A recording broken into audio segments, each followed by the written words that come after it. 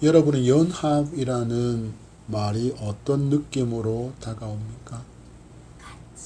저는 개인적으로 아름다운 울림이 있는 단어가 연합이라고 생각합니다. 왜냐하면 두 사람 사이에도 연합을 이루기 위해서는 서로 양보하고 이해하려는 노력이 반드시 필요하다는 것을 알기 때문입니다. 예를 들어 부부가 있습니다. 전혀 낯선 사람이 만나서 영촌의 관계가 되었습니다. 그렇지만 그냥 이렇게 친밀한 관계가 단번에 형성되지 않습니다. 서로가 얼마나 다릅니까? 살아온 지역도 환경도 교육하고 가르침을 주는 부모도 그리고 친구도 모든 것들이 너무나도 다릅니다. 이렇게나 다른 두 사람이 만나서 결혼하고 갑자기 영촌의 관계가 되었다고 모든 것이 순식간에 일치를 이루는 일은 없습니다. 우리가 얼마나 많이 결혼하고 신혼여행을 갔다가 서로 다른 비행기를 타고 귀국해서는 곧장 이혼하는 부부의 이야기를 듣고 있습니까? 결혼 전에는 서로에게 좋은 모습만을 보여주려고 얼마나 노력합니까? 집에서는 대접에다가 비빔밥 만들어서 혼자 끼얹고 먹으면서 연인과의 식사 시간에서는 어떻게 합니까? 깨작깨작거리면서 소식하는 사람처럼 예쁘게 보이려고 노력합니다. 서로에게 호감을 더 주기 위한 노력이지 않겠습니까? 그렇지만 결혼한 후에는 대개 그 경계가 허물어지고 서로의 실체, 날 것 그대로의 상대방을 보아야 합니다. 연애할 때 전혀 발견할 수 없었던 상대의 본 모습을 보게 되는 것입니다. 그러니 신혼여행을 갔다가 싸우고 다른 비행기 타고 돌아와서는 이혼하는 것입니다. 이처럼 전혀 다른 두 사람이 연합하기 위해서는 서로에게 양보하고 또 많은 이해와 노력이 필요하기에 연합은 아름다운 울림이라고 표현해 보고 싶습니다. 두 사람의 연합이 이렇게 힘들다면 더 많은 사람이 모이는 교회 공동체가 연합되기 위해서는 얼마나 많은 이해와 얼마나 많은 노력이 필요하겠습니까? 쉽지는 않지만 우리는 이 일을 해야만 합니다. 왜냐하면 예수 그리스도 안에서 연합된 지체, 하나된 공동체가 되었기 때문입니다. 바울은 강한 자와 약한 자가 교회 공동체 안에 존재하고 있고 이것을 인정하고 서로가 서로에게 도움이 되는 삶을 살기 위해서는 다름을 인정하라 그리고 관용하라고 말했습니다.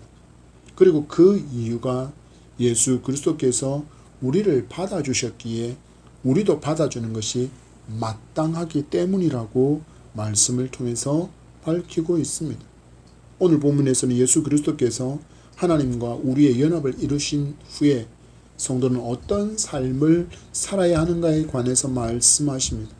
우리는 주신 말씀을 붙들고 연합의 아름다운 울림을 이루는 교회라는 제목으로 하나님의 말씀을 받으며 주께서 보여주신 아름다운 삶을 본받아 더욱 그리스도 안에서 연합된 아름다운 공동체로 세워가기를 소망합니다.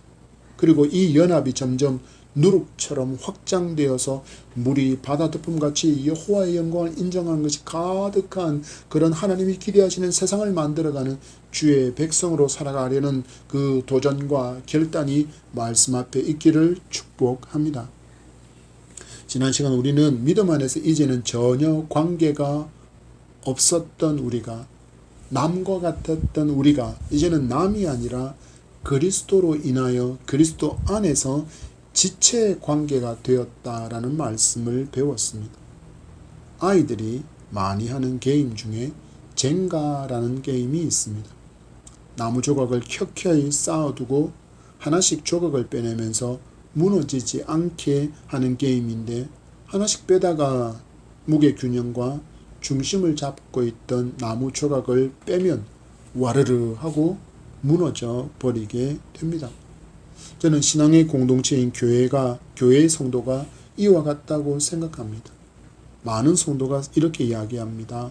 교회의 든든한 일꾼, 버팀목의 역할을 하는 사람은 장로나 혹은 재정적으로 많이 섬기는 사람으로만 여기는 것을 보게 되는 것입니다. 그러나 실상은 그렇지 않습니다. 이분들도 교회 공동체를 든든히 세워가는데 필요한 것은 맞지만 그렇다고 그것이 전부는 아니라는 것입니다. 이런 인식 때문인지 하나님께 드리는 예물의 액수가 적으면 자신을 교회 공동체에 있어서 불필요한 존재 혹은 무가치한 존재처럼 여기는 것을 쉽게 보게 됩니다. 특히 육신의 연약함을 가지고 있어서 교회 봉사나 이런저런 부분에서 섬기지 못하면 더욱더 그런 생각을 하게 되는 것을 봅니다. 이건 우리가 계속해서 배우고 있는 성도, 곧 주의 몸된 지체에 대한 바른 이해를 갖지 못함 때문에 일어나는 일이라고 할 수 있습니다. 앞에서 말씀드린 그 젠가의 게임처럼 교회 공동체는 모두가 소중한 존재입니다. 든든히 쌓여있는 나무 조각들이 하나씩 둘씩 빠져나가도 와르르 무너지지 않으면 보통은 별 문제가 없다고 여기게 됩니다. 그러나 실상은 이미 심각한 문제가 일어나고 있다라는 것을 기억해야 합니다. 균형이 붕괴하고 있고 그러면서 빠져나간 자리 옆에 밑에 위에 있는 모든 나무 조각이 중력의 영향을 받아서 더 많은 무게를 이고 져야 하기 때문입니다. 그래서 어느 순간 교회 공동체가 심각한 위기를 맞기도 하고 때로는 분열하기도 하고 더 심각한 경우에는 교회가 사라지는 경우도 있습니다. 그럴 때면 어벙하니 있으면서 왜 이런 일이 일어났지라고 되묻지만 이미 균열이 시작되고 있다는 것을 인지하지 못하다가 무너지게 된 것입니다.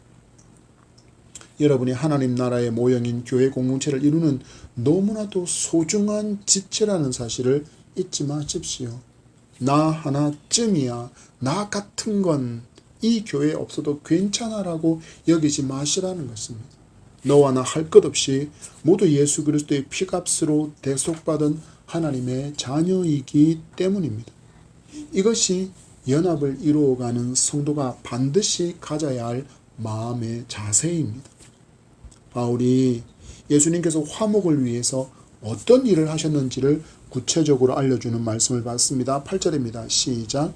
내가 말하노니 그리스도께서 하나님의 진실하심을 위하여 할례 추종자가 되셨으니 이는 조상들에게 주신 약속들을 견고하게 하시고 아멘. 8절을 말씀하면서 바울은 이야기합니다. 내가 말하노니. 우리가 보통 학교에서 교장 선생님들이 훈화의 말씀을 할 때 보통 하고 목소리를 가다듬는 경우가 있습니다. 그것은 목소리를 가다듬는 것도 있겠지만 그 의 소리를 통하여서 내가 이제 말할 테니까 너희들은 주목해라 라는 뜻도 있습니다. 또 어떤 교장 선생님은 아예 그냥 주목이라고 말하면서 시선을 모으기도 합니다. 마찬가지로 지금 내가 말한다 라고 바울은 시작함으로 사람들의 시선을 한 곳에 집중시키고 있습니다. 무슨 말입니까? 내가 말하니까 모두 들어라 하는 뜻입니다. 그리고 이 들음의 대상은 강한 믿음의 소유자라고 평가받고 있는 로마의 성도와 또한 연약하다고 평가받고 있는 유대인 그리스도 모두가 내가 말하니 들으라고 하는 그 대상에 들어갑니다. 뭐라고 이야기합니까? 그리스도께서 하나님의 진실하심을 위하여 할례의 추종자가 되셨다. 성경에 드러나는 할례의 처음은 아브라함입니다. 하나님은 아브라함을 이스라엘 믿음의 조상으로 삼으시고 아브라함과 세우신 그 언약을 예수님께서도 온전히 순종하셨다라는 것을 설명하는 구절이 바로 이 말입니다. 그리스도께서 하나님의 진실하심을 위하여 할례의 추종자가 되셨다. 하나님의 진실하심을 위하여 바로 인류 구원을 위한 메시아를 보내실 약속은 아브라함과 이삭과 야곱에게 주어졌습니다. 그리고 하나님은 약속하신 그대로 메시아를 이 땅에 보내셨고 모든 열방이 구원받아 하나님께로 돌아올 수 있는 생명의 길을 열어주셨습니다. 곧 예수님께서 하나님의 약속의 언약의 성취를 이루신 분이다라는 것을 강조하고 있으며, 이것으로 인해서 유대인들의 조상들에게 주신 약속을 성취하셨다라고 강조하는 것이 하나님의 진실하심을 위하여라는 표현입니다. 그리고 이것은 할례로 표현된 예수 그리스도를 구주로 영접한 유대인 그리스도인을 위한 일이다라고 알려주고 있습니다. 구원이 곧 유대인으로부터 났다라는 것을 알려주는 것입니다. 예수님의 사역은 이처럼 모두가 하나님의 말씀의 성취를 이루었다라는 것을 우리는 기억해야 합니다. 그리고 이 사역을 통해서 원수였던 우리가 하나님과 화목하게 되는 기적이 일어나게 된 것입니다. 그러니 이제 강한 자인 로마 성도와 약한 자인 유대인 그리스도인 모두가 화목을 이루어가는 것은 너무나도 옳고 당연한 삶의 태도라는 것을 지금 바울이 강조하고 있는 것입니다. 나와는 너무 다른 저 성도를 내가 양보하고 이해하며 수용하는 것이 어떻게 쉬운 일이겠습니까? 내가 죽어야 하는데요. 내가 손해를 봐야 되는데요. 보통 사람들은 그럴 수 없습니다. 내가 왜 죽냐라고 이야기합니다. 왜 내가 손해를 봐야 되냐고 이야기합니다.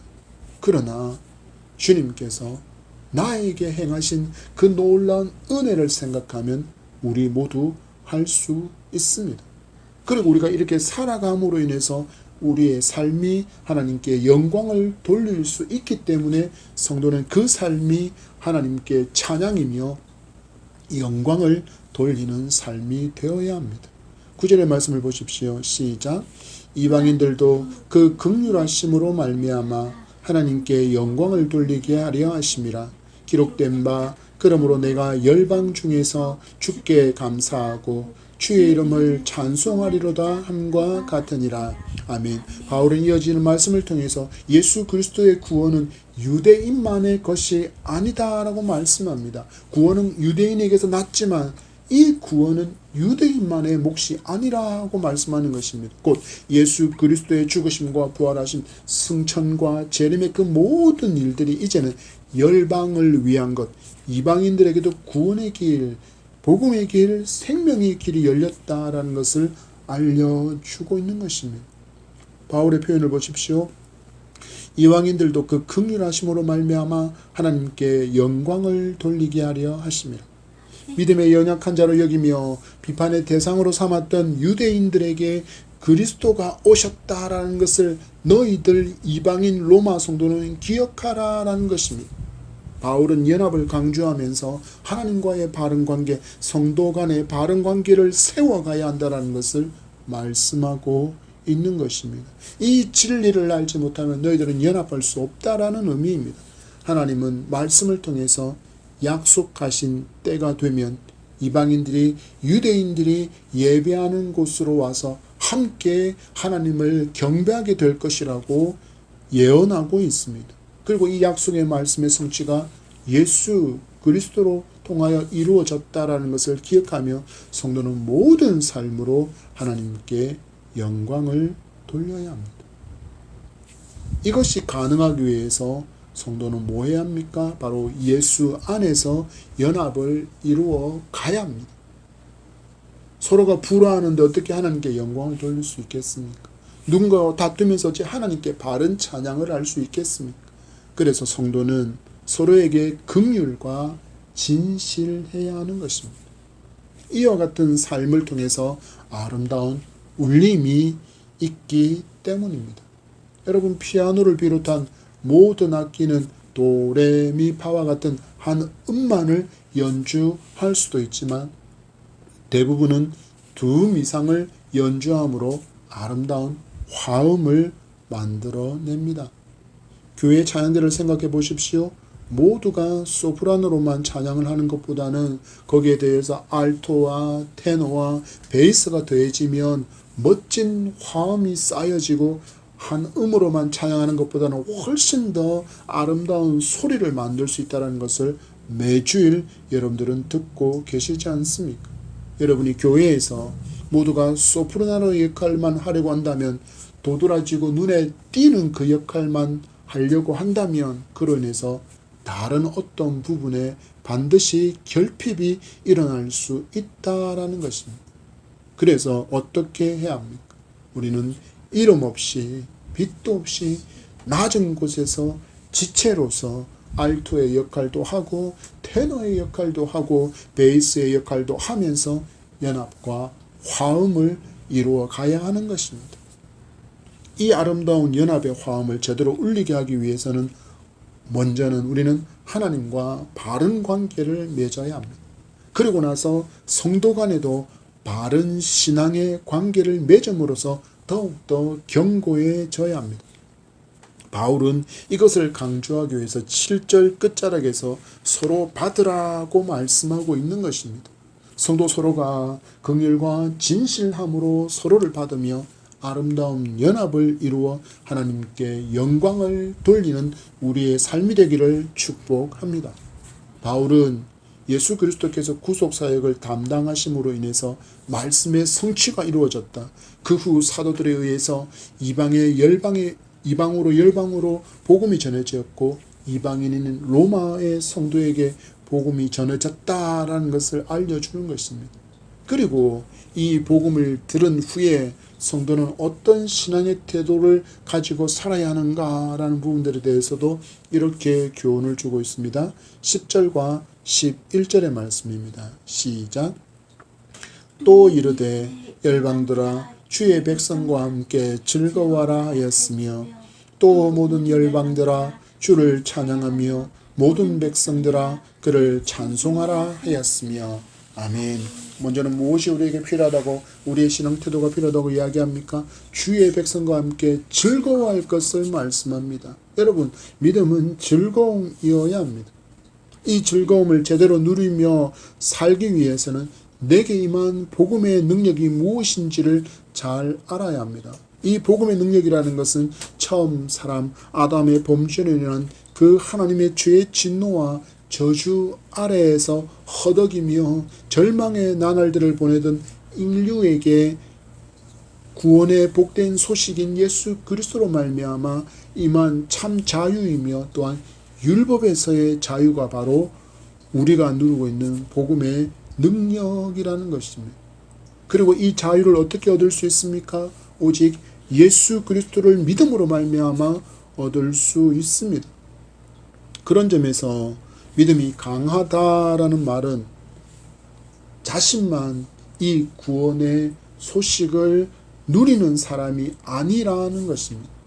나는 이미 이 구원의 기쁨의 소식을 유앙겔리온이라고 부르는 이 복음을 내가 들어서 나는 강한 믿음의 소유자가 되었다라고 자족하는 인생이 되어서는 안 되고, 연약한 자에게 나아가서 그에게 전하고 삶으로 우리가 이 자유를 누리는 것을 보여주어야 한다라는 것입니다.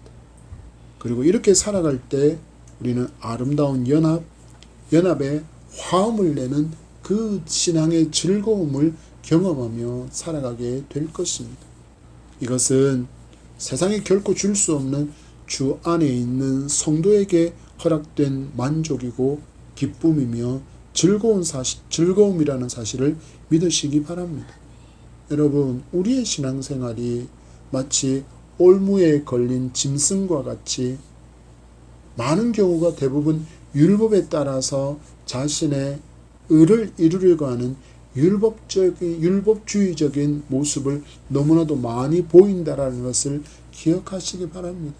신앙이 무거움이고 신앙의 즐거움이 사라지고 너무 힘겹다라고 여겨지는 대부분의 경우는 바로 내 마음 한자락에 말씀을 따라서 행하는 그것으로 내가 의로워질 수 있다라는 착각에 빠진 율법주의적인 모습이 내 안에 남아있기 때문에 우리는 신앙이 올무가 되고 너무나도 무거운 짐이 된다라는 것입니다.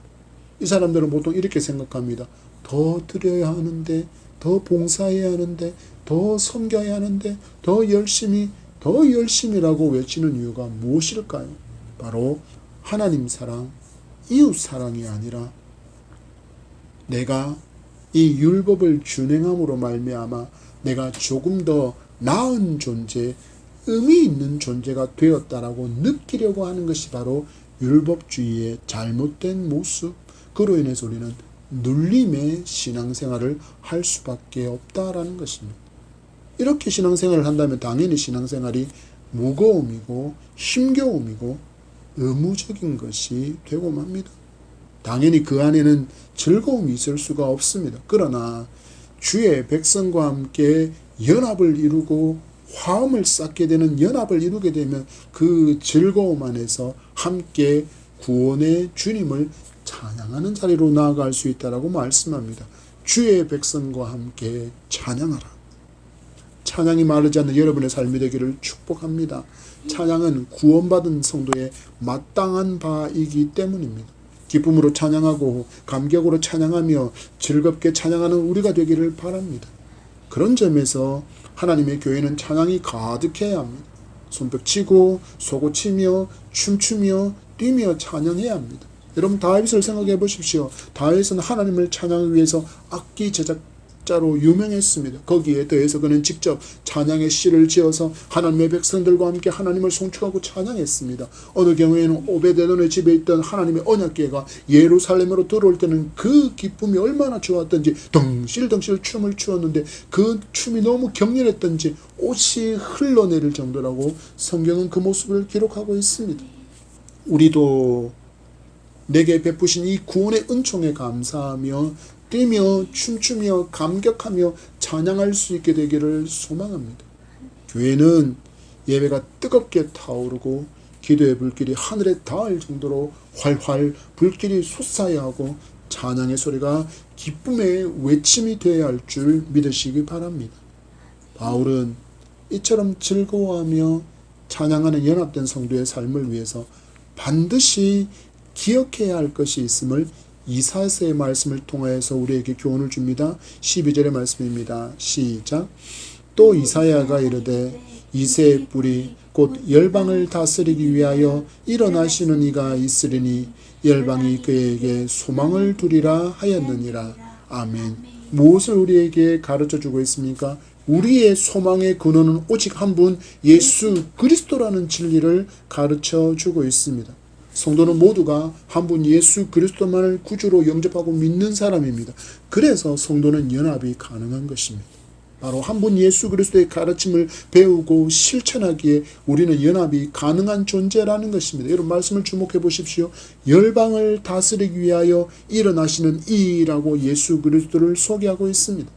예수 그리스도는 성도를 다스리시는 분이기에 성도는 마땅히 예수 그리스도의 그 다스림에 순종해야 한다라는 것입니다. 그리고 예수 그리스도의 다스림, 예수 그리스도의 통치의 방법은 오직 하나, 우리에게 주신 성경이 바로 그것입니다. 우리에게는 다른 경전이 없습니다. 우리에게는 완성되어진 66권의 성경만이 우리의 삶의 지표이자 우리의 삶의 표준, 우리의 삶의 캐논이 되는 것입니다. 그래서 성경이 우리에게 말씀하시기를 연합하라, 화목하라, 하나 된 것을 힘써 지키라, 함께 즐거워하라, 함께 기뻐하라, 하나님께 함께 찬양하라 말씀하시니 우리는 연합되어야 하고 화목을 이루어가야 하고 하나 되어야 하며 즐거워하고 기뻐하며 찬양하는 아름다운 화음을 내는 성도가 되어야 합니다. 왜입니까? 예수 그리스도가 우리의 통치자이시기 때문입니다.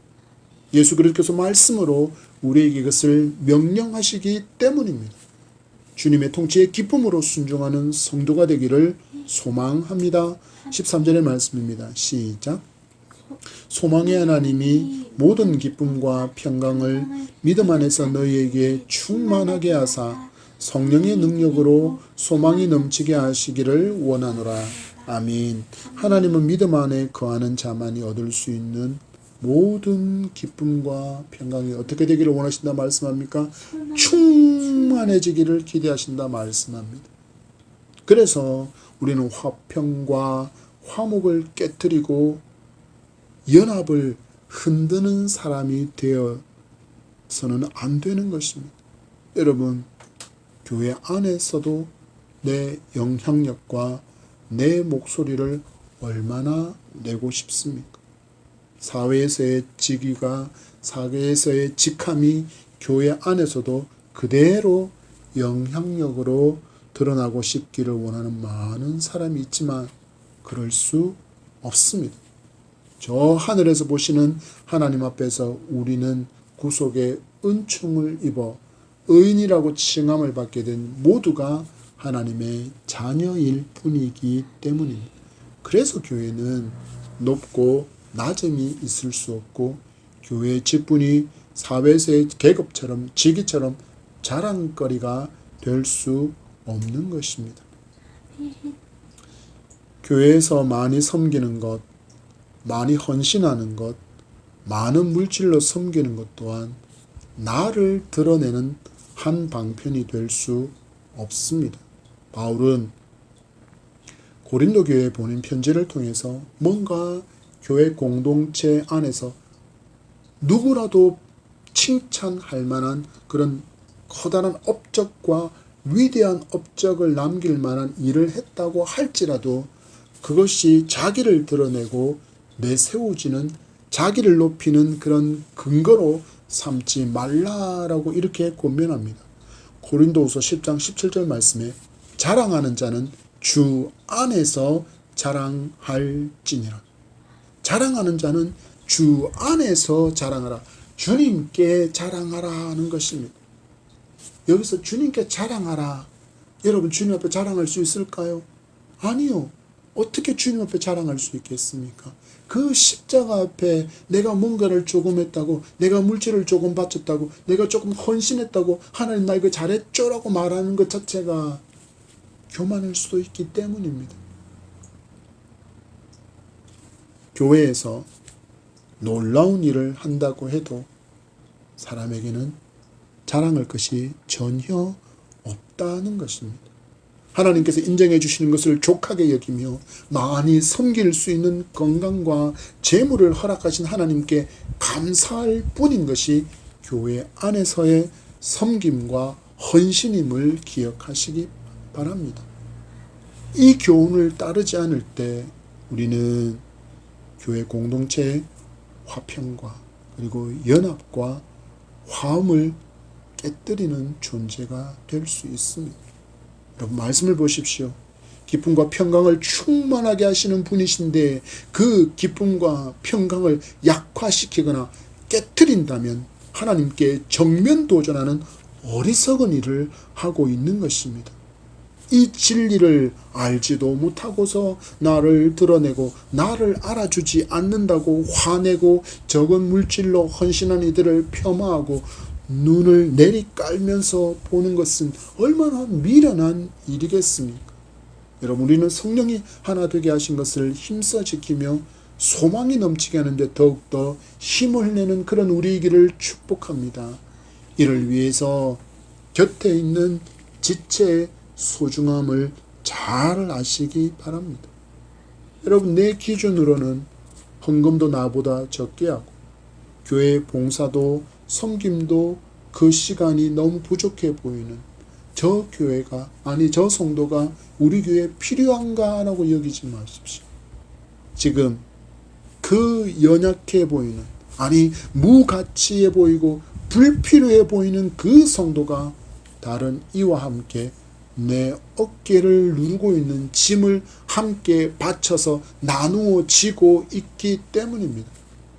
만약에 그 성도가 사라진다면 이제껏 그 성도가 나누어 지고 있던 짐의 무게를 내가 오롯이 져야 합니다. 모두가 힘겨워지는 것입니다. 왜입니까? 우리는 너무나도 연약한 존재이기 때문입니다. 한순간도 하나님의 은혜와 사랑이 아니면 설 수 없는 존재가 바로 우리입니다. 우리 모두가 예수 그리스도 안에서 한 지체가 되었음을 알고 함께 연합의 힘을 더욱더 튼튼히 만들어가는 성도가 되기를 축복합니다. 이렇게 살아감으로 우리에게서 소망이 넘치게 될 줄 믿습니다. 흘러차고 그 소망이 넘쳐서 절망으로 신음하는 저들에게 이 기쁨과 소망을 알지 못하는 그들이 알 수 있도록 외치고 전하는 데 힘을 내는 성도가 되기를 축복합니다. 이 말씀의 성취를 위해서 성도의 삶은 그래서 전도자의 삶을 살아갈 수밖에 없는 것입니다. 듣지 못한 예수 그리스도를 그들이 알 길이 전혀 없기 때문입니다. 우리 힘써 소망의 근원이신 예수 그리스도를 잘 전합시다. 이 모든 일은 합력하여 연합을 이룰 때 또한 선을 이루고 덕을 세우는 삶으로 시작되어집니다. 내 삶이 예수님을 전혀 닮지 못한 삶을 살아가면서 전하는 예수라면 나도 거부하겠습니다. 내 삶에서 예수를 닮은 어떤 것도 없는 삶, 이기적이고 편협하며 그리고 너무나도 날카로운 그런 모습을 내 삶 가운데 보이고 있다면 내가 전하는 그 예수 그리스도를 나도 거부하겠습니다. 거기에 대해서 우리는 교회 안에서는 세상 정치와 이념의 문제를 가지고 다투지 말아야 합니다. 여러분, 이 정치 얘기가 등장하면 답이 없습니다. 여러분, 우리의 정치를 보시지 않습니까? 거기에 화합이 있습니까? 거기에 화평이 있습니까? 거기에 연합이 있습니까? 내 편이 아니면 다 적입니다. 죽일 듯이 달려듭니다. 그런데 교회 안에서 정치 얘기를 하고서 평안하고 화평하고 연합할 수 있기를 기대한다면 그것이야말로 어불성설입니다. 우리는 오직 복음을 이야기하고 성도의 아픔과 연약함을 위해서 기도하기에도 부족한 사람인 줄 믿으시기 바랍니다. 예수 그리스도를 많이 닮은 삶으로 선한 영향력을 끼치며 덕을 세움으로 복음이 힘있게 증거되는 전도자의 삶을 살아서 하나님께 영광을 돌리는 순종이 있기를 축복합니다. 말씀을 맺습니다. 바울은 주신 말씀을 통해서 우리에게 연합의 중요성을 강조하고 있습니다. 아니, 이 연합을 하나님께서 너무나도 기뻐하신다라는 것을 우리에게 알려주고 있습니다. 그리고 예수님은 이 연합을 위해서 몸소 우리에게 화평을 가져오셨고 원수였던 우리가 하나님과 화목하게 된 것은 모두가 예수 그리스도의 십자가의 은총 때문이기에 우리는 연합을 위해서 힘을 내어야 합니다. 그리스도 안에서 지체된 성도는 그래서 서로를 품어주고 끌어주고 밀어주며 함께 세워져 가야 합니다. 다른 누군가의 연약함을 비난과 비판의 대상으로 삼지 말고 우리는 기도와 긍휼과 눈물의 자리로 바꾸어야 할 줄 믿습니다. 연약한 그가 내 짐을 져주고 있는 너무나도 소중한 지체라는 것을 분명히 기억하면서 함께 소망의 공동체를 이루어가는 우리가 되기를 간절히 소망합니다. 어느덧 우리는 8월의 중순을 맞이합니다.